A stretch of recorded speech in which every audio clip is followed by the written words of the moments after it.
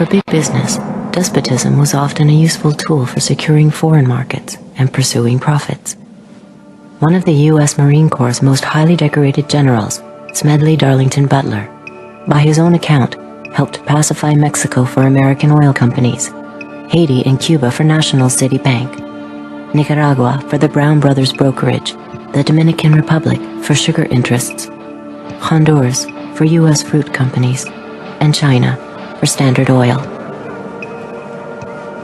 General Butler's services were also in demand in the United States itself in the 1930s, as President Franklin Delano Roosevelt sought to relieve the misery of the Depression through public enterprise and tougher regulations on corporate exploitation and misdeeds. More power to you, President Roosevelt. The entire country's behind you, thrilled with hope and patriotism. But the country was not entirely behind the populist president. Large parts of the corporate elite despised what Roosevelt's New Deal stood for. And so, in 1934, a group of conspirators sought to involve General Butler in a treasonous plan. The plan as outlined to me was to form an organization of veterans, to use as a bluff or as a club at least, to intimidate the government. But the corporate cabal had picked the wrong man. Butler was fed up with being what he called a gangster for capitalism.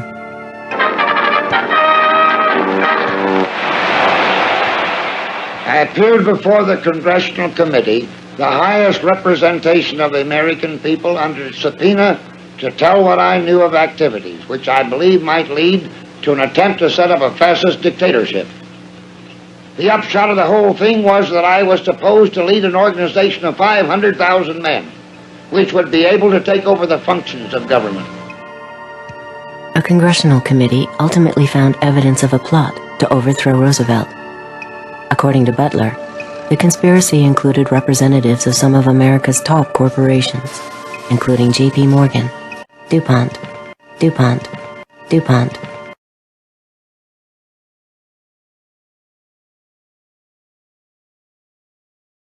and Goodyear Tire. As today's chairman of Goodyear Tire knows, for corporations to dominate government, a coup is no longer necessary. Corporations have gone global. And by going global, the governments have lost some control over corporations. Regardless of whether the corporation can be trusted or cannot be trusted, governments today do not have over the corporations the power that they had and the leverage that they had 50 or 60 years ago.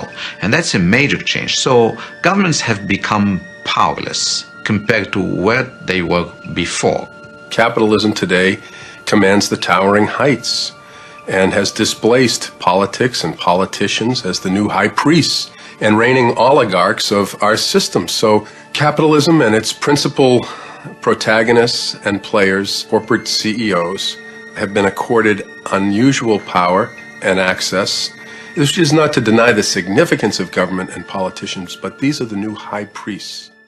In 1933, Marine Corps Major General Smedley Butler was approached by a wealthy and secretive group of industrialists and bankers led by none other than Prescott Bush to overthrow President Franklin Delano Roosevelt and establish a fascist dictatorship right here in the United States. During that time in history, Smedley Butler was the most decorated Marine of all time, and the conspirators believed he could command a rogue army of 500,000 World War I veterans to stage a coup d'etat and overthrow the United States government.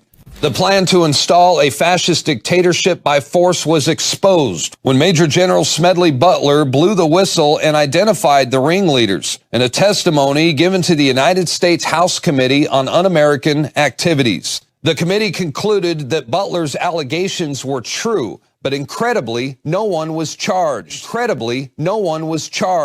And the majority of the media blackballed the story. Senator Prescott Bush, who is the father of George Bush Sr. and the grandfather of George W. Bush, went on to help finance Hitler's rise to power and even continued business dealings with the Nazis well after America entered the Second World War. It wasn't until his company's assets were seized in 1942 under the Trading with the Enemy Act that his financial ties with Nazi Germany were finally dissolved.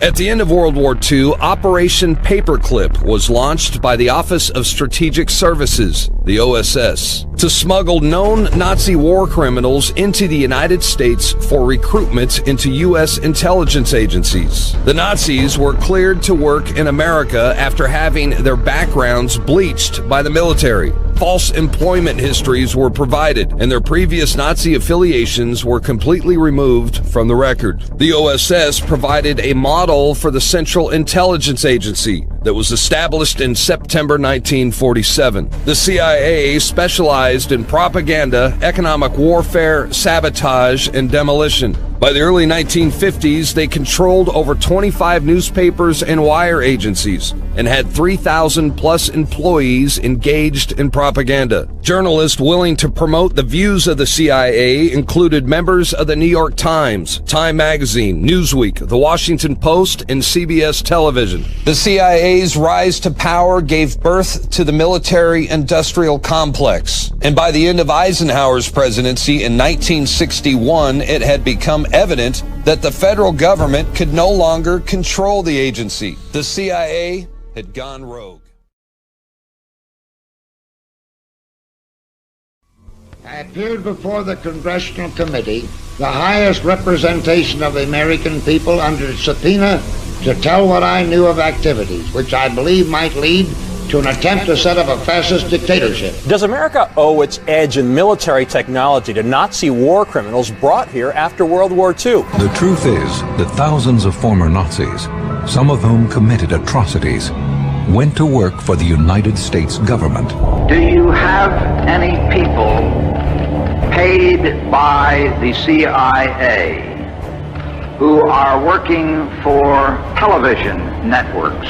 This, I think, gets into the kind of getting into the details, Mr. Chairman, that I'd like to get into in executive session. At CBS, we had been contacted by the CIA. As a matter of fact, by the time I became the head of the whole News and Public Affairs operation in 1954, ships had been established, and I was told about them and asked if I'd carry on with them. We're really talking about intelligence at the highest levels of the U.S. government, setting the broad direction for the nation.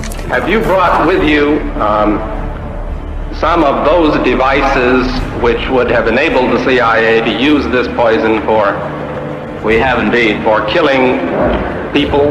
But also the toxin itself would not appear in the autopsy? Yes. Well, when the president does it, that means that it is not illegal. If you've been anywhere near a television set or a radio these past few hours, you already know that John Lennon of the Beatles is dead. He was shot late this evening in front of his apartment building in New York City.